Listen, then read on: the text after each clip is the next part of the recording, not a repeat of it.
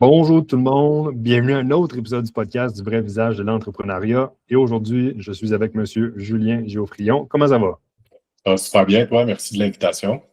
Merci. En fait, c'est super apprécié, Jules. Tu sais, pour ceux qui ne savent pas, tu as un beau background bodybuilding aussi. Aujourd'hui, on va s'attaquer beaucoup plus sur Elevate. C'est quoi, Yep. ça sortit d'où, etc. Mais avant tout, j'aimerais quand même commencer avec une brève introduction sur t'es qui, tu fais quoi, puis qu'est-ce Ouais, qui t'a amené à ce fameux parcours entrepreneurial.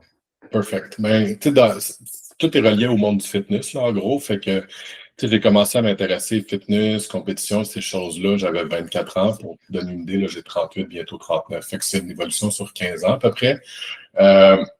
Commencé à compétitionner. Après ça, j'ai transitionné vers coacher. Donc, j'ai coaché pendant un bon 10 ans. Le monde de compétition, monde de fitness. Un peu monsieur, madame, tout le monde.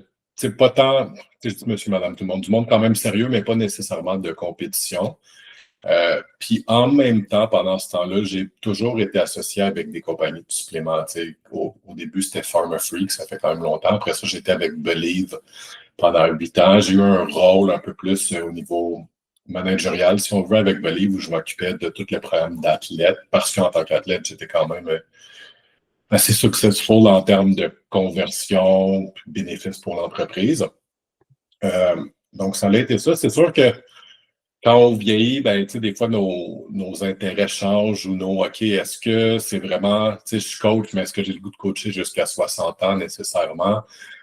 Peut-être, mais pas nécessairement, justement. Puis, j'ai eu une opportunité, en fait, en mars 2024. Donc, il y a plus ou moins 2 ans, d'embarquer avec Elevate. Elevate, à la base, qui était une compagnie de crème de riz qui commençait, je pense qu'il avait lancé en janvier. Je m'étais déjà associé dans le passé 2 fois avec d'autres compagnies de crème de riz, puis ça n'avait jamais cliqué, soit parce qu'il n'y avait pas d'inventaire, soit parce que je me retrouvais pas nécessairement dans que ce soit le marketing ou le produit en tant que tel. Il n'y a rien vraiment que j'étais comme, OK, pour moi, ça fit, puis ça va vraiment aller loin, si on veut. Fait que ça l'avait toujours fini que je m'étais comme un peu dissocié de ça. Puis en mars, c'est Blake qui est un des deux fondateurs d'Elevate, en fait, qui m'a demandé si je voulais embarquer dans Elevate. Au début, juste pour promouvoir comme athlète, mais 3 semaines après, il m'a dit, tu voudrais t'occuper des athlètes, on n'a personne. Puis ça a commencé comme ça un peu. J'avais l'expertise avec Believe, il le savait, on en avait parlé déjà avant. Plus ça l'a été, plus je me suis impliqué, plus l'entreprise a pris de l'expansion vite à cause des athlètes qu'on a signés. Puis, tu sais, à la base, je veux dire, ta compagnie, si elle n'est pas connue, la meilleure façon de la faire connaître, c'est d'avoir des gros noms qui se mettent à utiliser le produit. Il faut que tu aies un bon produit pour ça, par exemple. Tu sais, c'est sûr que sinon, ça ne durera pas longtemps. Surtout un produit qui est une utilisation récurrente. Tu sais, c'est de la bouffe en bout de ligne. Fait que si tu n'aimes pas ça, tu ne voudras pas en manger à chaque jour. Si tu aimes ça, tu vas en manger à chaque jour. Là. Fait que ça a été comme ça. Puis finalement, ben, je me suis fait offrir un rôle avec des parts dans l'entreprise pour que je m'implique plus, pour que je veuille pousser plus ça. Puis, à cause de mon background, que j'ai un bac au HEC, ben, j'ai un bac, dans le fond, formation, marketing, publicité, mais aussi management. Donc, plus ça l'a été, plus j'ai pris une grosse place dans l'entreprise. Puis, actuellement, c'est Blake et moi qui s'occupent de tout ce qui est opération dans le day-to-day. Clairement, Elevate, où c'était il y a 1 an et demi versus où c'est aujourd'hui, ça a vraiment, vraiment, vraiment évolué super vite. Bien honnêtement, première année, beaucoup plus vite que ce qu'on pensait, puis deuxième année, encore beaucoup plus vite que ce qu'on pensait, même en ayant vu la croissance de la première année. Fait que c'est tout le temps, c'est beaucoup en ce moment. Il y a une partie que c'est comment c'est cool, mais il y a une partie que c'est de l'adaptation à la croissance parce que la croissance va tellement vite qu'il faut tout le temps qu'on apprenne des choses qu'on n'a pas nécessairement appris. Tu sais, que ça soit, OK, ben, on distribue au Koweït maintenant. Ben, c'est quoi de délai avec les pays arabes versus, exemple, un shop santé au Québec? Tu sais, c'est pas la même dynamique, c'est pas la même façon de faire, c'est même juste la façon d'envoyer les produits, c'est pas la même chose, il y a des normes différentes. Donc, ça a été ça. Ça a été aussi beaucoup plus la compagnie grossit, plus il faut que tu manages du monde parce qu'il faut que tu sois capable de déléguer. Donc, grosso modo, ça a été ça. Fait que, tu sais, je suis passé de compétiteur, coach, à là, plus entrepreneur, compagnie, etc. Puis là, c'est vraiment, tu sais, t'es 100% impliqué là-dedans. Ton day-to-day, c'est Elevate Ouais, aussi. ouais, exactement. Tu sais, je coach encore une quinzaine de clients, mais c'est des personnes que tu sais, j'ai vraiment du fun à coacher. Que j'ai pas personne que c'est comme Ah, c'est compliqué ou que tu sais, ça prend 4 jours répondre à des courriels. Tu sais, je le fais plus par passion que parce que j'ai besoin. Mais sinon, dans le day-to-day, ouais, c'est Elevate à 100%. Fait que, tu sais, je me lève le matin, 7 heures du matin, je commence à travailler là-dessus, puis d'habitude, ma journée va finir. Soit elle va être coupée en deux parce que je vais aller au gym, puis je vais la continuer le soir, mais sinon, tu sais, ça va probablement vers 4h30, je prends une pause, je vais au gym, puis ensuite, ben, tu sais, quand tu as ton entreprise, tu le sais, là, t'arrêtes pas vraiment jamais, fait que, tu sais, c'est sur le téléphone pas mal la journée longue, peu importe, 7 jours sur 7.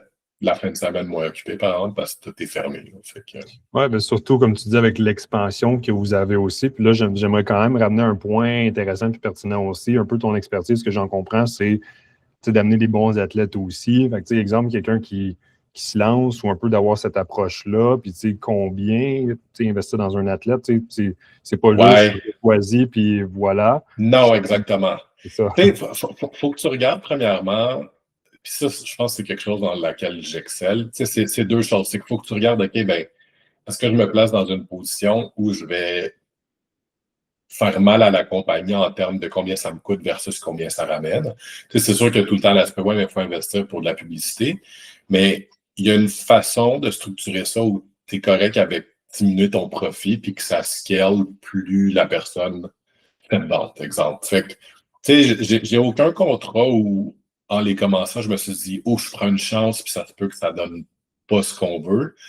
Parce que tous les contrats qu'on a sont structurés par palier. Ça veut dire que tu as un montant X garanti, mais ensuite, à chaque X montant, tu as un autre montant qui vient en plus de tes commissions. Donc, si quelqu'un venait à vendre, je sais pas moi, 50 000 dans un mois, ben, ma marge de profit ne va pas être plus grosse que s'il avait vendu pour 10 000. Elle ne va pas être plus petite non plus, elle va être la même. Ce qui arrive, c'est qu'il y a beaucoup de compagnies qui structurent ça, genre, bon, tu as un montant garanti, puis après, tu as un pourcentage de commission, mais que clairement, si l'athlète vient vendre 50 000, la compagnie va faire beaucoup plus d'argent. Tu sais, sur papier, ça sonne bien si ça arrive, mais c'est aussi un beaucoup plus gros risque, puis ça motive aussi beaucoup moins les athlètes à se dépasser. Fait que, tu sais, c'était beaucoup ça, mais c'était aussi de comprendre ton produit. Tu sais, l'approche, quand c'est de la crème de riz, ben, ça ne vient pas enlever d'opportunités à l'athlète ailleurs. Parce que tu sais, je ne vais pas te faire perdre ton contrat de supplément parce que tu as ça, c'est juste un add-on. Fait que, rendu là, est-ce que tu aimes mieux? Tu aimes le produit, cool. En premier, ce qu'on fait, c'est qu'on envoie de la crème de riz. Bon, est-ce que tu aimes le produit? Si tu n'aimes pas ça, je veux dire, la discussion s'arrête là de toute façon. T'aimes ça assez pour manger ça chaque jour? Parfait, ben, tu veux-tu potentiellement faire entre 500, puis 700, puis 1000, puis 2000 de plus par mois pour faire Kick Story ou pas? Parce qu'en bout de ligne, c'est ça. C'est pas comme une compagnie de suppléments qui se bat contre une autre compagnie de suppléments, puis une troisième, puis une quatrième, où là, ça devient, ben, compagnie A m'offre 8000, fait que toi, tu veux m'offrir quoi, tu sais? Fait que ça dépend vraiment beaucoup du marché. Je pense que quand c'est des produits d'innovation qui ne viennent pas rien faire perdre à quelqu'un, puis que la personne aime le produit pour vrai, tu te places dans une position beaucoup plus avantageuse où c'est plus facile d'aller chercher du monde. Tu sais, le meilleur exemple, là, il y en a qui vont comprendre, il y en a qui ne comprendront pas, mais tu sais, les peptides. Tu sais, en ce moment, je veux dire, tout le monde a une commandite de peptides parce que ça ne fait pas perdre rien à personne, mais tu sais, si les compagnies de suppléments commençaient à dire à leurs athlètes, ben, si tu as ça, nous, on ne te commandite plus parce que ça l'empêche les ventes, puis ça, tu verrais pas mal moins de monde accepter. Fait que je pense que quand c'est des produits d'innovation, la stratégie marketing par rapport à influenceurs et compagnie peut être vraiment différente de quand tu es dans un marché qui est déjà très compétitif, par exemple. Oui, ben, je pense que ça mène un bon point. Ben, c'est tellement niché que souvent, corrige-moi si je me trompe, mais c'est que tu veux avoir des athlètes avec déjà un gros nom, mais souvent, quand ils ont un gros nom, ils ont déjà des contrats ou plusieurs contrats. Exactement. C'est ça, vous êtes tellement spécialisé dans la crème de riz que, je veux dire, je pense pas qu'il y ait 40 000 compagnies de crème de riz qui vont commanditer d'autres personnes. Non, exactement. Tu sais, puis si tu y penses, je veux dire, il y a 2 ans, tu ne voyais pas personne parler de crème de riz vraiment jamais, tu sais. Donc, c'est sûr que rendu là, pour eux, ben, ça devient intéressant. Tu sais, j'en ai que c'est littéralement, OK, ben, ils payent leur hypothèque avec leur commanditaire secondaire, tu sais. Fait que rendu là, ça devient vraiment, vraiment attirant. Mais, tu sais, le point reste que la base, c'est qu'il faut que ces athlètes-là aiment le produit puis veulent le consommer pour vrai. Tu sais, pour moi, c'est primordial, surtout quand c'est des produits d'achat récurrents comme ça, là. Mhm. Puis je pense que ça permet d'ouvrir peut-être la porte sur les gens qui, je veux dire, crème de riz, comme on a dit, c'est nouveau, d'expliquer un peu à l'audience, tu sais, c'est quoi, pourquoi c'est devenu populaire, parce Ouais, que on n'entendait pas parler. Est-ce que c'est parce que les gens avaient juste pas saisi l'opportunité? C'est un produit qui est difficile à travailler avec? ouais. Honnêtement, je pense que les gens n'avaient pas saisi l'opportunité. Je pense que c'est vraiment ça. Je pense que la mentalité est encore, c'est un produit de bodybuilder. Sauf que, tu sais, pourtant, si tu vois, moins maintenant, mais tu sais, si tu remontes il y a 20 ans, 30 ans, là, les grands-parents savent tout c'est quoi de la crème de blé. Tu sais. Fait que crème de riz en bout de ligne, c'est la même chose, mais avec du riz. Puis ce qui arrive, c'est que dans les. Tu sais, tu regardes, mettons, les compagnies là, qui vendent ces, mettons, Quaker. Ben, c'est de la crème de riz nature bien basique. Il n'y a personne qui a essayé de rendre ça le fun. Ou ceux qui ont essayé, ben, ils sont restés pris dans OK, ben, on fait ça juste pour le monde du fitness, puis on n'essaye pas vraiment d'agrandir le marché. La réalité, c'est que, tu sais, moi, quand le monde il me demande, tu sais, ça se compare à quoi de la crème de riz, ben, je suis comme, ben, à du gruau, mais aussi à des céréales pour enfants. Tu sais, je veux dire, si ton enfant, le matin, tu lui donnes des Lucky Charms, tu es aussi bien de lui donner un bol de crème de riz saveur gâteau au chocolat, parce que ça va goûter sucré, mais il n'y aura pas plein de sucre. Tu sais, fait que c'est beaucoup ça. Fait que, tu sais, c'est drôle que tu parles de ça parce que, tu sais, pour 2026, notre objectif, c'est vraiment là d'aller vers un marché plus global, puis moins juste bodybuilder. Parce que si tu vas sur, que ce soit sur notre Instagram ou l'Instagram de toutes les autres compagnies de crème de riz en ce moment, c'est tout un peu dans l'optique que le monde sait c'est quoi, puis c'est comment utiliser ça. Mais c'est parce que c'est juste ciblé pour le monde de bodybuilder, puis ce monde-là savent c'est quoi, mais si tu veux sortir de là, ben, tu as besoin de deux choses. Tu as besoin de plus expliquer à ton audience, mais techniquement, tu as besoin aussi plus de compétition et de compagnie. Parce que tu sais, si je suis la seule compagnie de crème de riz sur Terre, ça va être vraiment dur de devenir at large. Fait que, tu sais, j'ai eu du monde qui m'ont demandé: Ah, tu sais, t'as pas peur que là, vu que le monde voit qu'Elevate, ça marche, il y a d'autres compagnies qui le font, puis je suis genre, pas tout, comme ça va juste être bon. Tu sais, comme, j'ai pas l'impression que ça va venir aller chercher des parts du marché actuel. J'ai juste l'impression que le marché va grossir. Fait que j'aime mieux avoir 10% d'une tarte de 50 milliards que d'avoir 45% d'une tarte de 50 millions, tu sais. Ben, je pense que c'est un excellent point sur l'aspect de compétition parce qu'on dirait que c'est tellement avant-gardiste sur un produit qui existe depuis longtemps, mais que, Ouais. comme tu dis, les gens n'ont jamais saisi l'opportunité. Puis je pense qu'une compagnie commence à prendre l'ampleur puis à être reconnue, va juste donner une raison à avoir d'autres compétitions qui, comme tu as si bien dit, va amener une audience plus grande parce qu'on s'entend qu'une audience de bodybuilding, c'est très, très, très, très niché. Ben Mais oui. l'audience de monsieur, madame, tout le monde, comme tu dis, je veux dire, là, c'est sky's the limit. Ouais, 100%. Puis, tu sais, juste te donner une idée, tu sais, l'an dernier, le marché de l'avoine slash gruau, juste en Amérique du Nord, était de 50 milliards de dollars. Le marché de la crème de riz était même pas 1% de ça. Fait que, tu sais, il y a de la place. Puis, tu sais, je dis même pas 1%, mais c'est même pas proche de 1%. Fait que, tu sais, il y a de la place en masse pour une grosse expansion. Puis encore là, tu sais, pour garder quelque chose qu'on connaît, le meilleur exemple, c'est le monde des suppléments. Tu sais, protéines, suppléments. Il y a 25 ans, là, les premières marques de protéines, ben, tu sais, c'était plus niché pas mal. Fait que, je veux dire, tout le monde faisait moins d'argent en bout de ligne. Tu sais, tu regardes maintenant, tu as plein de compagnies de suppléments qui vivent super bien. Tu as plus de monde qui consomme des suppléments, plus de monde qui comprennent le bénéfice de ça.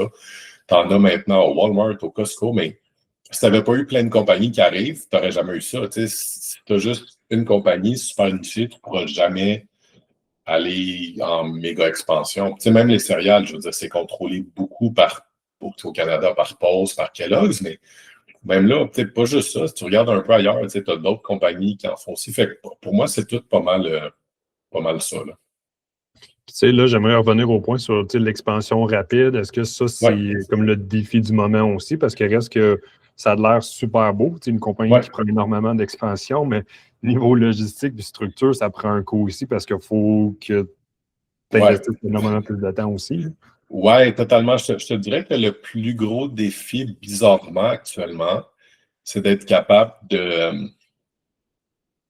de subvenir aux besoins de la demande qui augmente. C'est un beau problème à avoir, mais c'est quasiment comme si on a créé trop de demandes versus nos capacités à fournir actuellement. Fait que le défi à ce moment-là, quand la croissance est rapide de même, c'est tout le temps plus une question d'inventaire. C'est une question d'avoir assez d'inventaire, mais aussi de le planifier comme il faut parce que c'est dur de planifier un inventaire selon une croissance qui est anormalement élevée. Puis autant pour nous que pour le manufacturier. Parce que pour le manufacturier, s'il s'attend à une croissance de, je sais pas moi, on va dire un chiffre de 10% par mois, ce qui serait vraiment bon, mais que finalement, tu y arrives avec du 50% par mois, ben ça se peut que la personne, que le fournisseur ne soit pas prêt à ça non plus, puis que là, tu as plein de points dans ta chaîne d'approvisionnement qui peuvent venir un peu réels. Fait que, ça a été beaucoup plus ça. Je te dirais qu'en ce moment, on est plus dans une position où on prévoit une expansion qui continue dans la lancée qu'on a. Puis si ça n'arrive pas, ça nous permet un peu de padder notre inventaire, si on veut, parce que réalistiquement, là, les compagnies disent tout le temps que idéalement, tu ne veux pas que ton inventaire reste plus que 3 mois dans ton entrepôt, des affaires comme ça, mais notre roulement était de 5 semaines à peu près. Là, fait que ce qui est quand même assez ridicule, en fait, là, parce que tu es tout le temps sur le bord de ne pas avoir assez de produits. Fait que ça a été plus ça actuellement. Puis ensuite, c'est de voir dans quel sens on va pour développer ou continuer la croissance. Parce que là, je parle d'aller vers la population générale, puis tout, mais autant, oui, on peut faire ça, puis se dire, cool, on va essayer d'aller chercher un plus gros marché en Amérique du Nord, mais je peux aussi dire, ben, on va rester dans le fitness, puis on va juste s'en aller au Brésil, en Europe, en Chine, au Japon, tu sais, que là, ben, tes parts de marché grossissent, en fait, pas tes parts, mais ton marché grossit aussi, mais dans ta niche de fitness. Fait que, la réalité, c'est qu'on ne peut pas faire les deux en même temps ou les trois en même temps. Costco nous ont approchés pour savoir si on voulait être là. On leur a dit non, merci, comme ça, pas pendant tout le bon moment. Amazon, même chose. Là, est-ce qu'on va à Amazon? Est-ce qu'on. Fait que c'est beaucoup plus ça en ce moment, je te dirais, qu'en termes de logistique. C'est plus de prendre des. Je pense pas qu'il y a de mauvaises décisions, mais c'est de voir vers où on veut s'en aller à plus long terme aussi. Je pense que c'est des bons points aussi que tu amènes sur Costco Amazon, parce que souvent, on va dire, ah, t'as juste à rentrer chez Costco, puis blablabla, mais ça demande beaucoup plus que ça. C'est comme tu as dit, si on a déjà un gros roulement, que ça dure juste 5 semaines, ben avec Costco, là, on vient de peut-être complètement fourrer la chaîne d'approvisionnement, puis si on n'est plus capable de fournir, ben Costco va dire, tant pis, tout bad, c'est de votre faute. Fait que c'est d'autres problèmes logistiques. Puis si on parle point de vue, on l'a mentionné un petit peu, mais les producteurs, est-ce que on est à risque de la matière première, s'il y a beaucoup de demandes, est-ce que ça fournit assez? Est-ce qu'on a plusieurs personnes qui peuvent faire des produits crème de riz vu que c'est encore niché? Oui, ben c'est sûr que on a un partenaire principal qu'on veut garder puis qu'on est avec depuis le début, mais c'est sûr que si jamais il arrivait quelque chose, on est rendu à un point où on ne peut pas attendre un 4-5 semaines sans avoir de production, par exemple. Fait oui, il y aurait d'autres solutions. C'est sûr que tu regardes tout le temps aussi à plus long terme, puis tu me dis, dans 15 ans, mettons, c'est quoi ta vision idéale pour élever? Puis je te dirais, ben, on a nous-mêmes plusieurs entrepôts dans tous les pays. On a, je sais pas moi, une rizière aux États-Unis, une rizière en Asie, puis là, tu produis toi-même ton riz. Puis la réalité, c'est que c'est ça que les grosses compagnies font, sont intégrées de A à Z. Ils ne dépendent pas de personne. Clairement, quand tu fais ça, tes marges de profit augmentent aussi parce qu'il n'y a pas personne qui se fait d'argent sur toi juste sur le coût du riz, ni sur le coût de. Fait que, clairement, à plus long terme, ça serait ça l'objectif, mais oui, je veux dire, il y a une grosse partie que c'est d'avoir des discussions honnêtes puis ouvertes avec les fournisseurs, puis c'est OK, ben voici mes besoins, tu vois la croissance, es-tu capable de la supporter, puis es-tu prêt à, c'est plate, mais es-tu prêt à me prioriser, parce qu'en ce moment, j'ose imaginer que je suis un de tes plus gros clients avec la croissance et la demande. Ben, tu me passes-tu avant l'autre qui te passe une commande à chaque 5 mois? J'espère que oui, parce que sinon.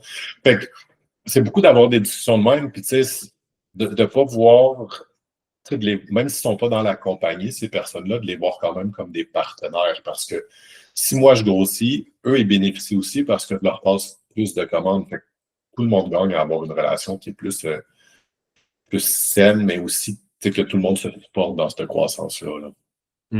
Si on vit un petit peu sur le développement de la compagnie, si on vit un peu plus court terme, sur 5 ans, là, vous développez énormément de saveurs différentes. Est-ce que la stratégie, c'est de faire un peu des saveurs uniques ou est-ce que tu un événement? Est-ce qu'on veut peut-être élargir ou on veut vraiment écoute, c'est sûr que ce qu'on se rend compte, c'est que chaque fois qu'il y a une nouvelle saveur, ça fait un gros buzz, mais ça fait aussi augmenter les ventes globales de façon permanente.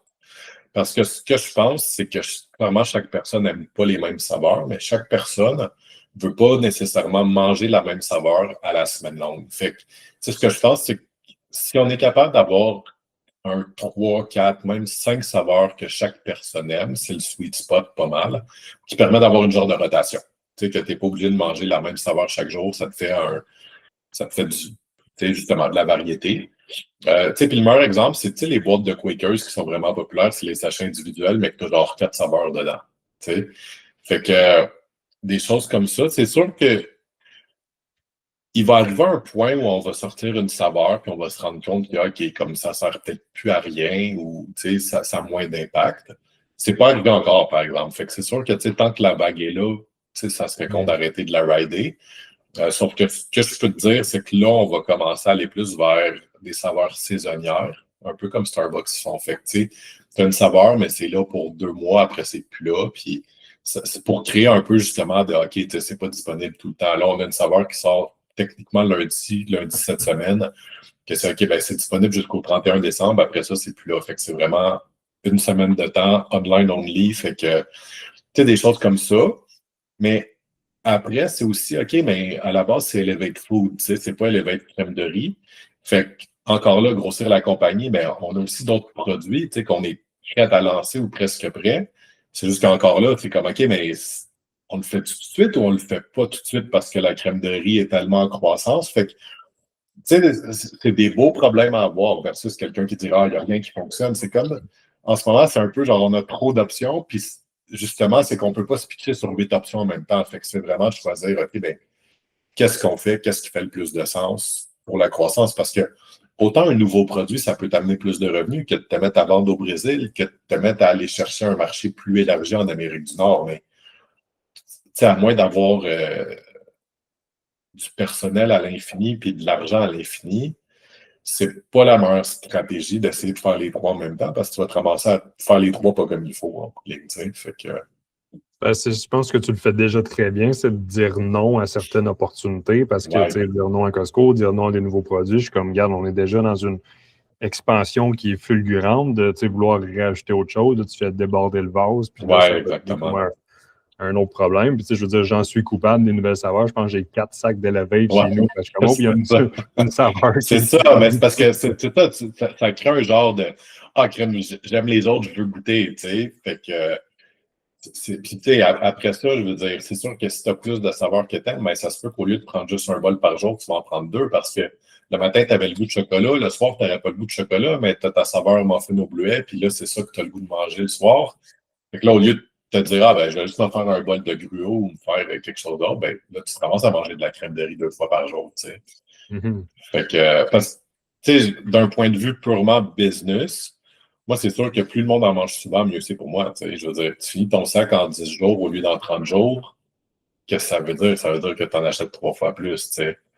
Fait que c'est pas mal ça à ce niveau-là. Là. Mais comme tu disais, je pense qu'il y a un certain point où avoir de 45 saveurs, c'est pas mieux non plus. Mais encore là, je veux dire, je dis ça, mais tu te promènes à l'épicerie puis tu regardes le nombre de céréales pour enfants, d'arranger des céréales, puis il doit en avoir à peu près une trentaine, quarantaine de saveurs différentes. Fait que. Ouais, je pense que c'est une grosse question de logistique aussi, puis de se dire est-ce qu'on focus sur plein de saveurs ou on rajoute différents produits. Oui, exactement. Un peu en parlant de céréales et tout, avez-vous comme l'intention, là, on a peut-être survolé un peu, mais de rentrer dans des épiceries ou projet expansion, c'est-tu de miser comme plus Canada global ou comme tu as dit? Oui, on a un peu déjà des contacts avec Sobeys pour ça. je pense que, tu sais, de vouloir rentrer dans des épiceries, des choses comme ça, deux choses. Il faut que le monde connaisse un peu plus ça. Puis il faut que le packaging soit différent aussi parce que dans les épiceries, il n'y a pas personne qui va acheter du 25 portions. Tu sais, fait que ça serait plus de faire des plus petits sacs ou des formats individuels, justement. Tu sais, comme je te disais avec Quaker, tu sais, t'achètes une boîte, tu as 6 ou 8 saveurs dedans ou 4 saveurs différentes, 2 sachets de chaque. Ce qui est toutes des choses qu'on a en développement, que, tu sais, on a déjà le artwork de prêt, on a déjà, tu sais, fait c'est toutes des choses, tu sais, même Costco, on leur dit non, mais on sait quand même qu'est-ce qu'on ferait si on venait leur dire oui, parce que Costco, ben là, c'est l'inverse, c'est des gros formats, puis toutes ces affaires-là. Fait que là, ça devient, okay, ben, si on rentre chez Costco, qu'est-ce qu'on fait? On fait un format qui n'est pas offert nulle part ailleurs pour ne pas venir tuer le marché partout ailleurs. Parce que tu sais, Costco, c'est ça le gros défi, c'est qu'ils veulent charger moins cher aux clients, faire un profit moins gros par produit, mais juste tuer le marché. Fait que là, tu deviens un peu dépendant de Costco. Si ton offre est exactement la même que chez Shop Santé, exemple. Fait que là, ça sera OK, ben, si on rentre chez Costco, est-ce que je leur fais des formats de sachets individuels, mais c'est 40 paquets dans la boîte? Peut-être, tu sais. Fait que c'est ça. Là, ça, je veux dire, avec l'équipe, là, vous êtes encore juste deux. Avez-vous d'autres employés aussi qui. Non, non, là, on est rendu. Non. Écoute, on est. Attends, laisse-moi compter. 1, 2, 3, 4, 5, 6. On est une dizaine, je te dirais. Tu sais, fait qu'on a une équipe de vente, on a du monde au niveau marketing, on a du monde au niveau entrepôt. Puis entrepôt, on fait également affaire avec un 3PL aux États-Unis. Pour ceux qui ne savent pas, un 3PL, dans le fond, c'est que c'est une compagnie qui s'occupe eux-mêmes de tout ce qui est shipping. Donc, ils sont comme liés un peu avec notre site web. Ils voient les ventes rentrer de tout ce qui est aux États-Unis, puis c'est eux qui s'occupent de la logistique de ça après. Au Canada, on le fait nous-mêmes, par contre. Fait que eux, ils s'occupent États-Unis. Au départ, on le faisait nous-mêmes pour complètement tout, Canada, États-Unis. Sauf qu'à partir du moment où Trump est rentré puis qu'il a changé les affaires, puis les tarifs, puis les droits de douane, puis tout qui est en septembre, ça devenait extrêmement, extrêmement compliqué d'envoyer directement aux consommateurs. Puis en fait, tout ce qu'on a envoyé du 1er septembre au 16 septembre, ça n'a jamais passé les douanes, c'est resté bloqué. Il a fallu qu'on rembourse, on a perdu la moitié des produits. Fait que maintenant, la stratégie pour pas mal toutes les compagnies canadiennes, je pense, c'est d'avoir un camion qui part du Canada puis qui va aux États-Unis. Il faut juste que le produit ait été fabriqué ou transformé au Canada de façon significative pour pas qu'il y ait de frais ou quoi que ce soit. Fait en bout de ligne, ce que ça fait, par exemple, c'est gossant parce que c'est 2 inventaires à manager au lieu de juste un. Il faut que je manage c'est quoi qui est disponible aux États-Unis puis c'est quoi qui est disponible au Canada parce que notre marché est rendu comme splitté comme si c'était 2 compagnies.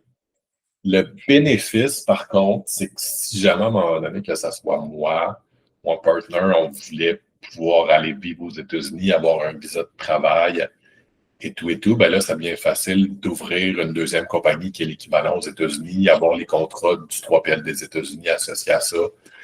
Là, ben, c'est pour ceux qui le savent, là, c'est fiscalement beaucoup plus avantageux autant pour une compagnie que pour un individu d'avoir ça basé aux États-Unis qu'au Canada, peu importe l'État que tu choisis, puis il y a des États qui vont être vraiment, vraiment plus avantageux. Là, fait que, Là, actuellement, avez-vous comme l'entrepôt au Canada, puis le 3PL aux États-Unis, puis en avez-vous comme d'autres ailleurs parce que l'on parlait de. Ouais, non, parce qu'actuellement, tout ce qui part, exemple, Koweït, Dubaï, ces choses-là, ça part du Canada sans problème. La grosse friction, honnêtement, c'est vraiment, ben, c'est pas bizarre, là, mais c'est vraiment Canada, États-Unis, mais il y a 1 an, ça n'existait pas, ces problèmes-là. Là. Avant que toutes les histoires de tarifs et compagnie embarquent, c'était pas mal marché libre, là, si on veut. Si on a parlé un petit peu tantôt, mais en termes de défis, c'est-tu la croissance aussi ou tout coule comme de l'eau douce jusqu'à présent, puis on aime ça de même? Ben, je te dirais que on est, autant moi que Blake, on est quand même très proactif. Ça veut dire que, tu sais, on s'en parlait, puis on a de la misère, c'est un bon problème à avoir, mais on a de la misère à pas être en mode, OK, qu'est-ce qu'on peut faire pour que ça grossisse encore plus? C'est tout le temps, OK, mais très forward thinking au lieu d'on va attendre et voir.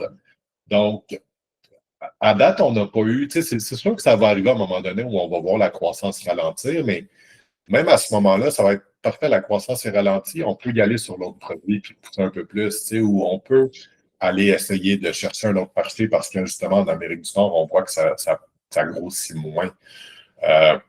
Ce qu'on a bien fait, c'est créer une grosse demande, puis une grosse demande qui est un peu en fait, qui est internationale au niveau du fitness à cause de nos athlètes. Parce que si tu prends tous ceux qui gagnent l'Olympia en bodybuilding, ben, c'est pas le monde juste en Amérique du Nord qui connaissent ces personnes-là. Ils sont connus de façon internationale. Donc, c'est sûr qu'après ça, pour le monde en Europe, par exemple, qui voit que 8 de leurs athlètes préférés mangent de la crème de riz, puis c'est toute la même marque, ben c'est sûr qu'ils vont en vouloir. Fait que, ce qui arrive, c'est qu'à un moment donné, ta demande, si elle est assez grande, il y a un distributeur là-dedans qui va allumer, puis qui va venir lui-même nous écrire. Puis là, ça devient beaucoup plus facile quand c'est la personne qui vient te demander que quand c'est toi qui vas écrire pour essayer d'offrir un produit. Puis c'est la même chose avec les athlètes, vraiment. Tu sais, au départ, c'était plus moi qu'il fallait qu'ils écrivent puis qu'ils sollicitent ces choses-là. Puis dans ce temps-là, ben, automatiquement, tu es comme un peu obligé d'offrir un peu plus versus tu es quelqu'un qui t'écrit pour savoir si tu cherches quelqu'un puis si tu as encore de la place. En fait, c'est plate, mais tu es un peu dans une position plus de power parce que c'est comme, OK, mais c'est pas moi qui ai besoin de toi. Moi, je ne t'aurais pas écrit. Toi, tu veux. Fait que voici ce que je t'offre. Puis, tu sais, on s'entend, tous nos athlètes ont des bons deals, même ceux qui n'ont pas un salaire garanti. Il y a des personnes qui ont l'impression qu'ils ne reçoivent rien, puis ce qu'ils ont à faire, ce qu'on leur demande est vraiment pas gros en termes de temps. Fait, je pense que tout le monde est content, mais je ne surpaye pas personne non plus. Tu sais. Et là, ça m'amène peut-être à une belle porte d'entrée sur un peu personal brand, dans le sens que avec les années, tu es quelqu'un qui est très actif sur les réseaux, tu mets beaucoup de l'avant aussi. Est-ce qu'il y a une partie du succès de la business que tu dirais, Crime, si j'aurais jamais posté en ligne, je pense pas que j'aurais réussi à avoir des opportunités ou des trucs comme ça? Ouais, 100%. Tu sais, surtout au niveau avec les athlètes, parce que c'est clairement quand ces personnes-là à qui t'écris, qui te connaissent ou savent t'es qui ou ont entendu ou peuvent demander à quelqu'un d'autre quelque chose sur toi, c'est bien accueilli. Ou, c'est comme, OK, ben oui, cette personne-là est positive, mais elle est aussi très organisée, on a l'heure juste, communique bien, toutes ces affaires-là. C'est sûr à 100% que ça vient aider beaucoup parce que ça vient te rajouter une grande crédibilité automatiquement. Puis, c'est sûr que d'avoir du monde qui sont dans le domaine, que tu vois, OK, mais ils sont impliqués, mais ils ne sont pas juste du monde d'affaires. Justement, c'est comme OK, ils sont capables de bien faire tout ce qui est business, mais ils comprennent aussi notre réalité en tant qu'athlète. C'est sûr que ça l'aide énormément, énormément, énormément en termes de rajouter de la crédibilité versus je veux dire, tu le vois, il y a des brands que tu ne sais même pas c'est à qui vraiment la compagnie. Puis là, la compagnie écrit Hey, tu veux-tu être commandité, mais comme personne n'a aucune idée c'est qui. Moi, au départ, quand j'écrivais pour les athlètes, je le faisais de mon compte personnel. C'était OK, comme j'ai la crédibilité à ce niveau-là, fait que je prends ce compte-là, puis je m'en vais écrire au monde. Maintenant, je fais plus ça. Maintenant, je vais de la page de l'éveil parce que justement, la marque maintenant est rendue qu'elle a beaucoup de crédibilité. Puis envers du monde que moi, je ne rejoins pas nécessairement. Je pense qu'on a genre 5 filles de la WWE en ce moment qui nous suivent et qui prennent la crème de riz. Mais c'est plate, là, c'est pas aussi hot qu'avant, la WWE. Mais c'est quand même du monde qui ont un gros auditoire puis qui n'est pas relié tout à moi. C'est du monde que moi, j'ai aucune idée c'est qui en bout de ligne là, avant de faire mes recherches. Puis eux, ils n'ont aucune idée je suis qui non plus. Fait que oui, totalement. Ça l'a aidé beaucoup, beaucoup, beaucoup au départ, sur à 100%. Non, mais ça, j'adore que tu partages ça, parce que je pense que c'est encore plus important que n'importe quel moment auparavant. Puis tu as été quand même assez avant-gardiste là-dessus sur bâtir un personal brand très tôt aussi. Comme je dis toujours, j'aime ça faire des épisodes short and sweet. Donc là, j'aimerais ramener un point important et classique si les gens écoutent l'épisode et qu'ils auraient un conseil à retenir en fait de Julien, plus l'entrepreneur. Ça serait quoi un peu sur ton approche, point de vue business ou qu'est-ce que tu as appris avec les années? Ouais, ben ça va peut-être avoir l'air cheesy un peu, là, mais je l'ai littéralement tatoué sur le bras, puis je pense vraiment, vraiment que c'est la clé du succès. Puis je pense que j'avais fait un post sur Instagram là-dessus, justement, mais sais, il y a du monde qui se lance dans des business ou des idées ou quelque chose comme ça parce qu'ils ont vu quelqu'un d'autre le faire puis réussir, puis ils sont comme, ah, moi, ce que je veux, c'est réussir, tu sais. Mon tatou en bout de ligne, c'est littéralement écrit Do it with passion or not at all. Fait que je pense que c'est de trouver quelque chose que tu aimes puis que tu es passionné de.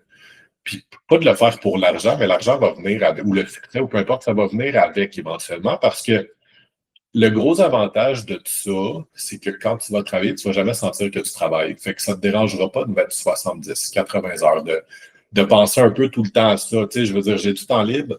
OK, ça se peut que j'écoute Netflix, mais je vais écouter Netflix avec mon téléphone, puis en continuant à penser un peu à ça. Fait que, tu sais, je pense que ça l'aide vraiment, vraiment de trouver, OK, moi, c'est quoi que j'aime dans la vie réellement?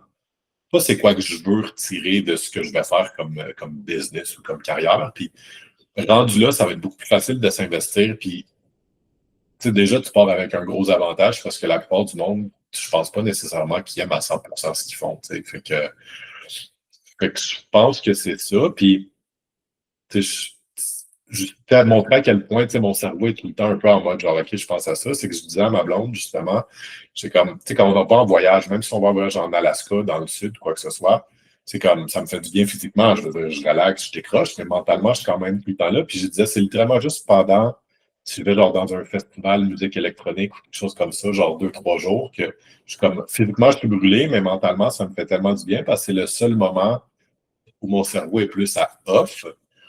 Fait que c'est juste pour montrer, tu sais, il y a du monde, ils punch out de leur travail puis ils veulent plus y penser pour le reste de la journée. Moi, c'est l'inverse. Fait que je pense que n'importe qui aime vraiment ce qu'il fait va tout le temps être en mode, OK, comme je travaille d'une façon ou d'une autre vers ce que je veux faire, tu sais, vers ce que j'aime. Je pense que avec ça, c'est plus facile de bâtir quelque chose à succès, là. Moi, mais je pense que tu as tout dit aussi que, je veux dire, quand tu aimes, qu'est-ce que tu fais aussi, de travailler 30, 40, 50, 60 heures, je veux dire, ça devient naturel parce que c'est pas lourd faire ça, je veux dire, t'aimes faire ça aussi. Fait que je pense Ouais, que exactement. c'est un très bon point à apporter. Tu sais, je te remercie énormément, Jules, pour ta participation. Merci pour ton temps, c'est super gentil. Puis, tu sais, je dirais juste en finissant vite, vite aussi, tu sais, des fois, tu sens qu'il y a quelque chose que, OK, crime, c'est une super belle opportunité, ben, de prendre le risque. Tu sais, je pense que le monde a peur de faire ou pas faire les choses, mais si tu le fais jamais, je veux dire, tu vas juste rester tout le temps où tu es pas mal. Fait que, si tu es quelqu'un qui est content avec ça, cool, mais tu sais, la réalité, c'est qu'il n'y a personne qui a full succès dans la vie qui n'a pas pris de risque. Tu sais, fait que c'est littéralement ça, là. Non, exact. Je veux dire, je pense que le pire souvent qui peut arriver, c'est toujours question monétaire. Je veux dire, il y a des ressources. Je veux dire, tu sais, on est dans un pays qui on a la chance de, tu sais, loger, nourrir assez aisément aussi. Je veux dire, de se lancer en affaires, c'est une question de chiffre. Tu sais, pour l'avoir vécu aussi, je veux dire, mais c'est tellement un gros apprentissage aussi que c'est mieux ça que de dire, ah, j'aurais donc dû ou si C'est j'aurais. ça. Exactement. Puis, tu sais, la réalité, c'est que tu apprends puis tu retires de ça. Puis peut-être que ces apprentissages-là, dans 5 ans, 10 ans, même si la première fois, ça n'a pas marché, ça va venir te servir vraiment, vraiment beaucoup. Puis c'est là que ça va venir payer en bout de ligne versus quelqu'un qui fait juste, ah, je ne prends pas de risque puis je subis ma vie un peu. Là, tu sais, c'est moins gratifiant aussi en bout de ligne à la fin de la journée, là.